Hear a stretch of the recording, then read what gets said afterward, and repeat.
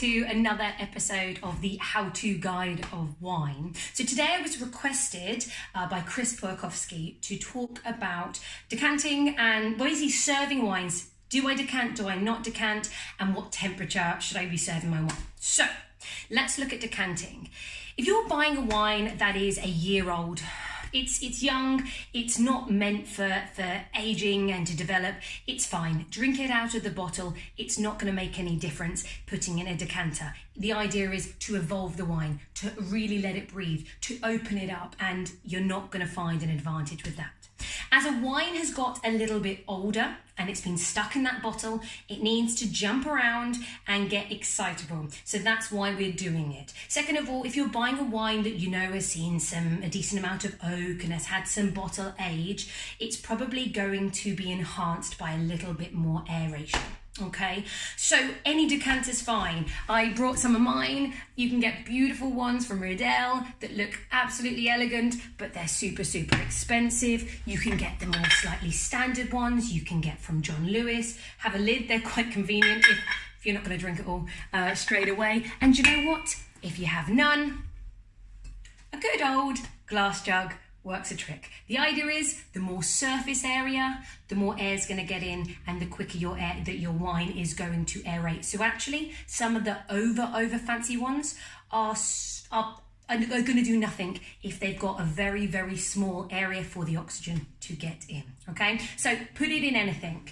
Now, the only time I would say with an older wine not to decant is if you've started looking at wine that is maybe 30 years old or even older, something that is fragile. Imagine if it's fragile, if it's going to be shook around and moved around, it might literally fall apart. So with something like that, you actually might find that just pouring into the glass a small amount at a time and drinking that is the only way to enjoy it. So just be careful with super old wine, okay? Now, in terms of temperature, people are often shocked when I tell them that room temperature is not 20, 21, 22 degrees. Room temperature is 18 and no more.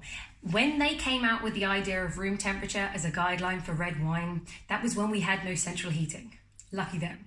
So never let a wine get above 18 degrees. The higher than that, the alcohol levels are going to come up and you're not going to find it as in balance. Okay. The other thing people are often shocked about is that red wine is not just served at one temperature. Neither is white. So here goes the spectrum. Let's start with white. Now, if you've got your very light, fruity, fresh Pinot Grigios, Sauvignon Blancs, have them at 5 degrees as we would expect for white wine. Take them out of the fridge and enjoy. As the wine gets richer and you find it's got more oak, it needs to be a little bit warmer. So all the way up to, say, an oaky Chardonnay, you're going to want it at about 13 degrees. And that's kind of your spectrum. So if you're not sure, play around with it. But light, fresh, no oak, 5 degrees, richer, rounder, and more oak, up to 13 degrees.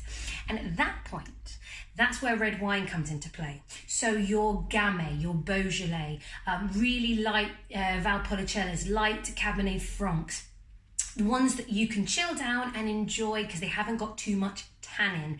The fruit is going to be enhanced and you're going to find it far more refreshing. So have them down at about 13 degrees. Now then, as they get richer and more oak and more tannin and more power, that's when we want it at 18 degrees. And for that reason, you don't want to chill down a big tannic oaky wine at 13 because that's where those tannins are going to come out and seem more apparent. So that's the reason.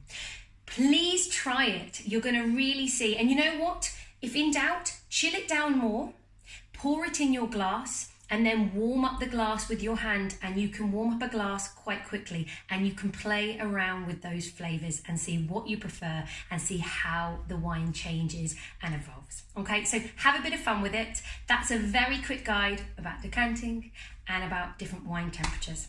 Hope that all makes sense.